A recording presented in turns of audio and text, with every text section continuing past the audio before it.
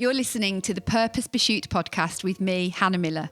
This episode is free to access. This podcast is here for women who are in the middle of life, who are holding a lot and running on empty. They're ready for something to shift, but they don't know where to start. If that's you, start with my free 5-minute What's Next for Me check-in. It'll help you pinpoint what's keeping you stuck and what to focus on first. You'll find it in the show notes. I wonder if you've heard of something called the competency trap before. It's quite a new phrase for me. It came about because a journalist asked me to contribute to an article looking at it. And I knew what the problem was, but I hadn't heard this phrase before. The competency trap is essentially this feeling of being stuck in a situation where you are pretty good at certain things. And this is at home or at work, both, or any environment. And so people ask you to do more stuff because you're competent and you're willing, and you do that stuff well. And so by having done that stuff well, you're asked to do more, and you find yourself stuck in this loop of having too much to do in every environment you are in. And it's particularly linked with women because women tend to share a higher burden of the labour and unpaid labour in more than one environment. So at work, it's proven that more women get asked to do things like arrange social events or do the birthday whip rounds or organise the leaving party or sit with a member of staff who's upset about something. Again, there's nothing wrong with all of that, but the data suggests that is extra labour and load that falls to a certain demographic in the workplace. And then you've got this issue, which is now called the triple shift. I wonder whether you've heard of this. I wonder whether you think you're doing a triple shift. It used to be called the double shift or the double burden. And it came from two sociologists called Duncombe and Marsden. And they said, originally the double shift was from when women started to work more outside of the home. And so they were doing work that was paid outside the home, but doing just the same amount of domestic work as they were before. So this idea of a double shift. And it's been turned into a triple shift because actually the phenomenon is now seen as being paid work. Then there is the domestic labour, and then there is emotional labour, both in the workplace and in relationships and within families. And that triple shift is basically an infinite pool of responsibility and labour, which is what you might call this competency trap. I find myself doing things, people seem to rely on me, and so more comes my way, and I never get to the bottom of my list and my load. It's more than being busy. It feels like more of a trap. Another word that I learned in the last year or so is this idea of being a kin keeper. Again, you might not have heard of that word, but you may well be a kin keeper if you're listening to this. And kin keepers are 91% women. And the sort of things that kin keepers do, Carolyn Rosenthal did the research into this. They are the communication hub for their family. They are the event planners. They are the emotional labour, or most of it. They are the magic makers. You know, that's the party stuff, or the stockings, or the little memories that get done. The shelf on the elf, which, by the way, I've never done. They are the caregiving coordinators. And that's all the work of being a kin keeper. And what's critical about kin keeping is it is never ending. There isn't a feeling that you'll get to the bottom of your kin keeping responsibilities. So you've got this triple shift issue, and you've got being a kin keeper, and then you've got perhaps that you're just quite competent at doing the things that you said you would because you value being diligent. And the problem with this is not that there is any problem with being a kin keeper or having plenty to do. It's that you're getting to the place where you are off the charts multitasking, holding a lot together, and this list of things that you're not dropping continues to get added to, and you do start to then drop balls. You stop thinking so clearly, you start to get overwhelmed, but then critically, you could become quite resentful. And that's when it becomes an issue. So it's one thing doing things out of the joy of our desire to do it. It's another when it starts to become something that causes resentment. And I would just want to say I have been in that place over and over. Sometimes I'll say to my husband, you know, why am I the one who organises this? Or why am I the one who gets called on to do this? Why is nobody else doing that? And, you know, some of it is because it plays to our strengths and the person who we are and who we're made to be. Some of it is other people allow themselves to be passive and led by others. And some of it is probably of my own making. So that's what it is. And I just want to give us a couple of thoughts around why that might be happening and what you can do about it. And we're just going to spend, a few moments together looking at this. And there are ways you can take this conversation further, and I'll tell you about that at the end of the episode. So the thing you might want to start with is considering, what is it that you carry that other people are not tracking? What is it that you do that other people don't even realise you do? You might want to do a bit of a brain dump of some of the stuff that's going on in your mind that other people are not realising. My friend Rachel sent me an Instagram reel the other day, and it was just this woman going around her house, and she was picking up the washing and putting it back in different places, but you could hear her internal monologue, and that internal monologue I so related to, and it was exhausting listening to her. She was just going through the list of all that kin-keeping stuff that I just mentioned, and the stuff she'd got to do for her work, and the stuff that she'd got to remember to do for herself, like she needed a haircut, or she needed her roots doing, or whatever it might be. So let's have a think about the reasons why we stay stuck. One reason we can stay stuck is because we're actually just too tired to do anything about it. We can manage to keep going, but actually taking the time and energy to stop and go, actually, how could this be different? Takes quite a bit of our brain power. It's much harder to do that kind of thinking than just going through the tasks on our list. You might find yourself not hating it all, but just doing too much of a good thing. You might find that actually there's just been too much of it, and it's not energizing you anymore. You've tipped over into a place where it's just actually quite tiring. You're running on your fumes, and you are actually running your future on leftover energy, because your future will continue to be the way your life looks like now, because you haven't got the capacity to do anything about it. So even listening to this podcast today is a great start, because hopefully it's going to give you some thoughts around what are some shifts and tweaks I can make in my life. Another reason it might be happening, and I say this with all the love in the world, is some of it is because of our personality. If you've been listening to me for a while, or you've been in my workshops, that I am a strengths-based coach. When I do my work with businesses, we're always looking at what's your personality, what are the strengths and talents of your personality, and what are the blind spots of your personality. And I use Clifton Strengths when I'm at work, but I also have my own Strengths Types tool. We'll make sure that's in the show notes for you, where you can look at your personality and see what it is you do really well, but also what might be the challenge of that. I'm going to pick out a couple of those types. So the 6 types in my strengths approach is believer, connector, achiever, thinker, impactor, and explorer. And I'm just going to pick out a couple from that list. If you are an achiever, you are somebody who is hardworking. You are willing to put the hours in. You love getting tasks completed. You enjoy getting stuff done. You're productive and efficient, and you enjoy that. That's a good thing. But the challenge of being an achiever is that the driver underneath that is, well, I'll just do it. I'll just get it done. And that blind spot of I'm just going to get this done, rather than collaborating or taking the time to stop or say no or rest or whatever, is you get stuck on this hamster wheel of getting things done, achieving, and that trap that we've spoken about takes place. Another popular one of these personality types is to be the connector. You are the relationship glue. You're somebody who really cares about other people's feelings. You care about the impact you have relationally on people. Team is really important to you. Collaboration is important to you. And so the driver underneath this that could be a challenge is, I just don't want to let people down. I don't want to put anybody out. I don't want to let anyone down. I don't want to rock the boat. That kind of narrative around, I just can't possibly step back from this because I will be letting people down, and people rely on me relationally. So there's a relationship driver underneath it. Same outcome, but it's a relationship driver.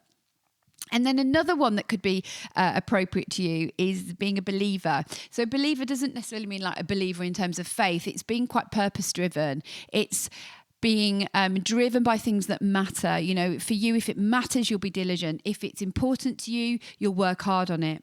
But the problem with believers is they can think a lot of things are really important. They can think work is really important. They can think their nucleus family is really important. Their wider family is really important. Their friendships are really important. The state of the environment is really important. The political landscape is really important. Checking in with how they're going to do some volunteer time is really important. But then the added issue to that is, because this matters and because this is important, I should do it properly. So the driver is, this matters, this is meaningful, I must contribute. And so hopefully you can see from these 3 personality types, let alone others, that there's a driver underneath there that can be complicated and part of the reason that we find ourselves with a never-ending list of things to do.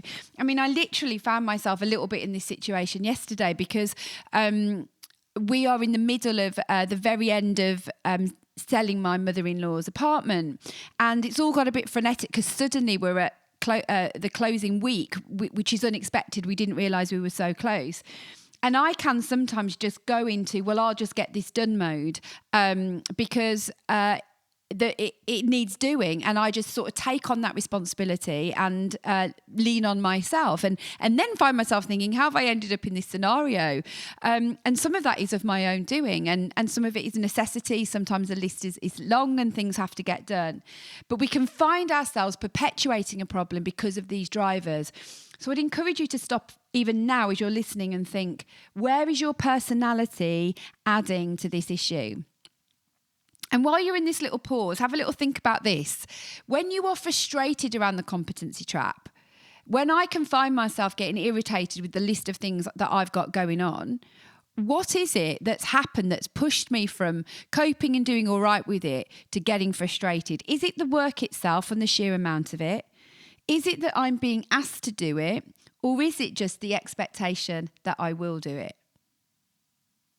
And actually, when I think about it, I think sometimes for me, it's about the expectation that I will. It's not that I don't want to. It's not that I'm not willing to do it. It's that I'm expected to. And that can then cause me to hit a point where I just think, I don't want to do this. And I want to, run off into the sunset and do something completely different with my time. And I'm trying to satiate my own desire to help people and to make a difference and to do more and be needed. But then when I then perpetuate that problem of other people expecting me to do those things, I start to resent it. And we are complicated people, guys and girls. We are not straightforward. And so we cause problems for ourselves and we do things that are not helpful. I also want you to think about the control issue. I want you to think about where this, somebody said it to me last night, actually, when I was taking a group through a workshop. Sometimes it's just easier if I do it myself. There is a control element, which is also a bit of a self-sabotaging behaviour.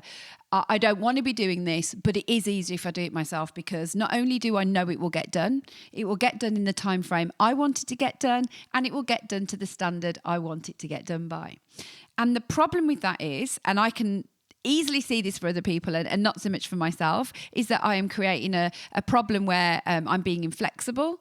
I'm having standards which are not fair. And also, I've therefore got only myself to blame, that I'm just wanting to get this done myself. And historically in work, I know I've been a bit more like this. I definitely think I'm not like it anymore because there just isn't the time for it. But I know in the past I've wanted to do things myself because I've had a really good idea of what I want it to look like. And I don't want input necessarily because I want it to look a certain way.